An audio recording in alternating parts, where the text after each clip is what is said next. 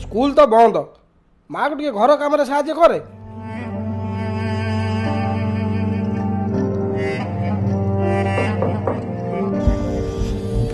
School बंद अच्छी हेले पाठ पढ़ा नुहे। जनजाति छात्र छात्री मानकर शिक्षार निरंतरता को बजाय रखा विभाग द्वारा आरंभ करा जाइछि विकल्प शिक्षा और परामर्श शिक्षक कार्यक्रम। यही कार्यक्रम द्वारा विभाग द्वारा परिचालित समस्त आवासिक विद्यालय रे पढ़ुथिबा प्राय 6 लाख जनजाति छात्र छात्री को विभिन्न माध्यम द्वारा पाठ पढ़ाइबार व्यवस्था करा जाइछि।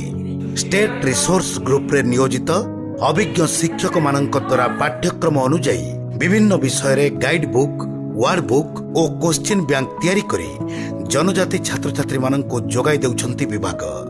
एथि सहित एही शिक्षक मानक द्वारा विभिन्न विषय रे पाठ पढ़ाइबा वीडियो प्रस्तुत कराई व्हाट्सएप माध्यम रे जनजाति छात्र छात्री मानक जोगाई दे जाउछि एवं सही वीडियो गुडी को विभागर टेक्निकल टीम द्वारा यूट्यूब रे अपलोड करा जाउछि, जहा द्वारा जनजाति छात्र छात्री माने परवर्ती मुहूर्त रे जेते बेले चाहिबे यूट्यूब को जाई एही वीडियो गुडी को देखि परिबे।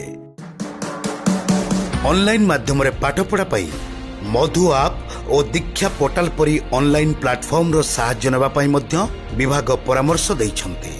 ग्रामांचल रे जेमिति कोनोसी भी जनजाति छात्र छात्री एही शिक्षा व्यवस्था रो अंतर न हेबे सेति निमंते विभागर शिक्षक माने मेंटर भावे गां को जाउछंती।